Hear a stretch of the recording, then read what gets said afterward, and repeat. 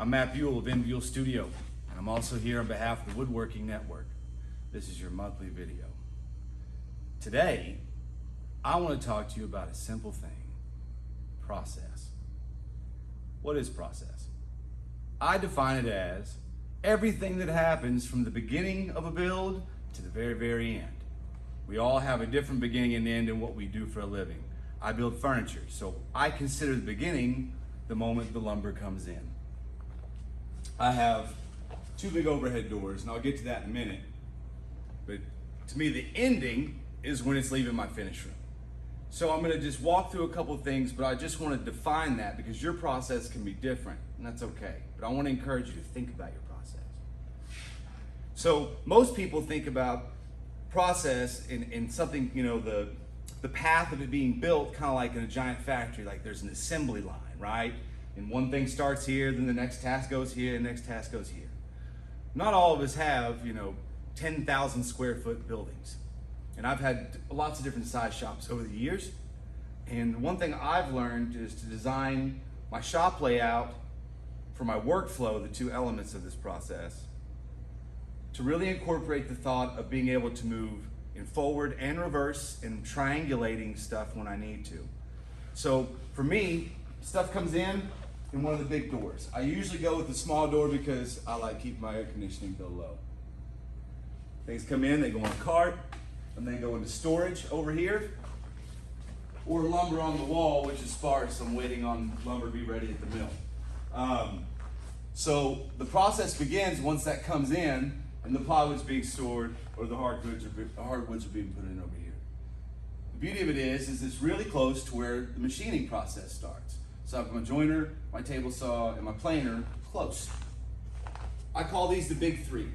And the best thing you can ever do is have them very close set up together so that you can always grab a board and work within that triangle or that frame. Because there's a lot of times you'll have a board and you'll run it on here, and then you run it through here, and then you take it with the saw, and then you gotta take it back. You don't want to exhaust yourself. I could even make the argument my joiner and table saw are a little too far apart, but I wanted my runway lanes for these two machines to be really clear.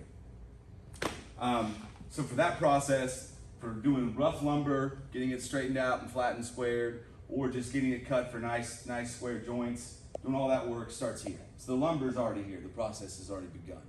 And then when I go after that, is typically if I need to resaw or do anything, before I put it back on one of the original machines, I've got my bandsaw set up right in here within arm's length.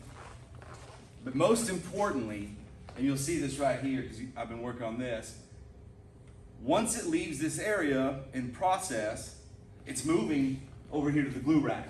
Now, not everybody has a glue rack, although I gotta say, good Lord, they're wonderful.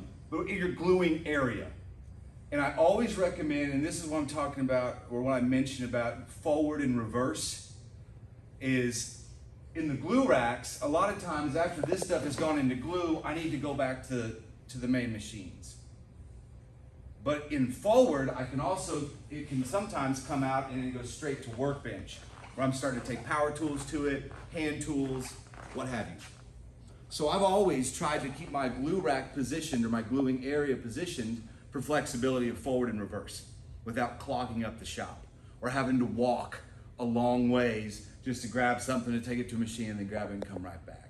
I really try and keep everything close within its region of where it's working with each other, because you can actually wear yourself out walking in circles or back and forth over long distances just to get a tool or move a board. So a lot of times after the racks, they'll go back to the machines like the planer or the table saw, come back for another round. But eventually, it's coming out of here and it's going to here. But also I'm allowed forward and reverse here in my process, because if I'm cutting a bunch of like domino joints or doing some indexing work, I'm doing it right here and it's going straight back onto the rack. So this allows me this continuous flexibility. But eventually, stuff works its way down. This is where I kind of just keep all my power tools, hand tools and stuff. Because once I get into this spot in a build, there's no going back. This is where you make the $5,000 mistakes, right?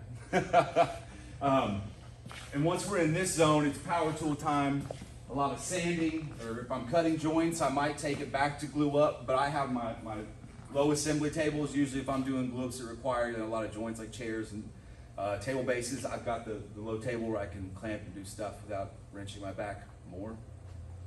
So process-wise, this is what happens. I get into this zone. And this is also where I store a lot of my hardware because it's efficient. Because this is where I do a lot of hardware installation. So I can always, open a drawer and grab what I need or keep it. Right now I don't even want to talk about how much hardware I've got. Very busy. But also sharpening is close by where I do most of my hand tool work, which is on my traditional workbench. My sharpener is right there. Everything is very intentionally placed in my studio for process. And that's defined by my workflow and my shop layout. And that's what I've been showing you. The layout of how this works. The layout dictates my workflow, which dictates my efficiency and my safety. And I always will keep bringing up efficiency because we're professionals. This is about money. Okay? So, from here, typically the piece can get sanded and straight to the finish room. The only caveat I would include that is the oddity of my own studio is my complete mess making room where I do a lot of sculpting, power carving, and template routing and the lathe. So there are a lot of times where we'll go from this place and I'll go into there to make my mess, but usually it's coming right back out to here. So forward and reverse again. And then everything always ends in the same place. You can see it, it's packed right now. It ends here. Finishing. Been busy. And the last thing I will say is you have to think about what I call your negative space when you're doing your layout. Runways and pathways for carts and pieces to move throughout without congestion are key. If you notice, here's my finish room, giant doors, right? Pieces can come in and out, straight through here, easily, quick turn and it's out the door, or a straight shot and it's out the door.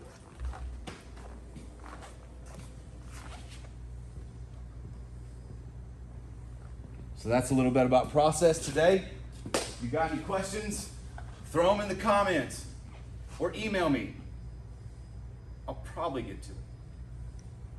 Anyway, thanks for tuning in.